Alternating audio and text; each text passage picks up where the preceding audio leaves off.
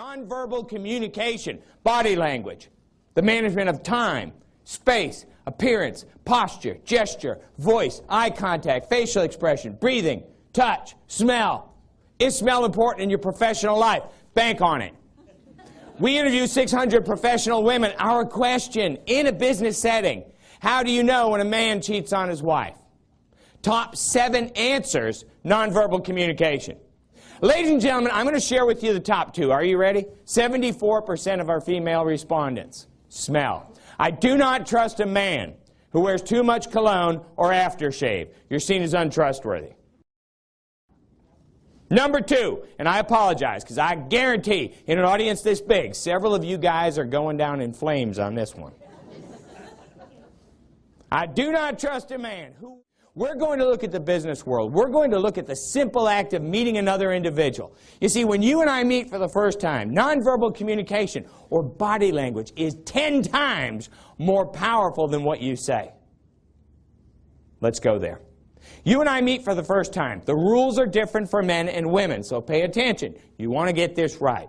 In fact, not only are the rules different, the rules are precisely the opposite. When meeting a male, here are the rules. You never stand square-shouldered face-to-face with a male. What are the odds, gentlemen, that you and I would stand in the lobby 18 inches apart and have a communication square-shouldered and face-to-face? Slim. In fact, if you have a height advantage, that's an intimidation move. What we're going to learn is this, that men are comfortable working at angles. If you're a woman, the opposite rule applies. Listen closely. Always, in a first meeting, particularly if you are a male, stand directly opposite that female. You never move into the side. You don't go into that personal space bubble that exists 2 feet around every human being. For a female, and think of it this way, I ask a 63-year-old real estate professional, Rose, why a direct frontal approach? Her answer spells it out clearly. She looks me in the eyes and says, Bill, come on. I need to see your hands at all times.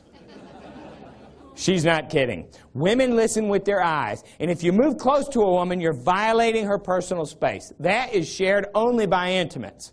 She prefers to have you directly opposite her at the boardroom table, not on an angle.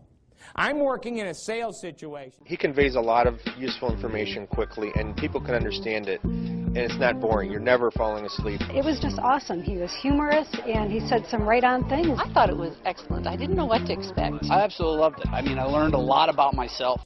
Those are the 4 steps associated with a handshake.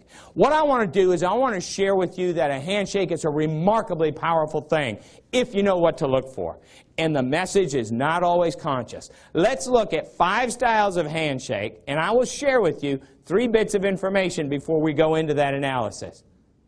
All handshakes in every culture in the world are about personal power. When I shake your hand, I will be making a comment regarding relative power, my perception of power versus yours. Number 2, in this culture in particular, in the United States of America, there are no gender distinctions in a handshake. There is a feminine handshake, but I do not recommend using it. It'll cost you credibility points. Number 3, please consider the following. I think it's important to note that when you go for a handshake, it's probably a lot more important to gather information about the person you're meeting than to disseminate information, send information about yourself. So I'm going to share with you how to read handshakes. There are 5 basic styles. Let's go to work. First handshake, vertical, one-hander. Let's take a look at 3 things that you must project to initiate and maintain a long-running professional relationship. And it doesn't matter if you're in a professional setting or a social setting. There are skills we need to determine. There are things we like of the people with whom we associate. Number 1, we're going to look at trustworthiness. Now, how do you project trustworthiness? Before we go too far, let me suggest a little twist.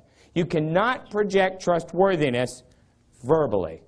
I thought it was great. I thought it was humorous. It kept your attention. I'm going to use this. This is going to be a powerful tool for me. Great message, great energy. It was funny, it was entertaining. Everything you could ask for in a seminar, this guy was great.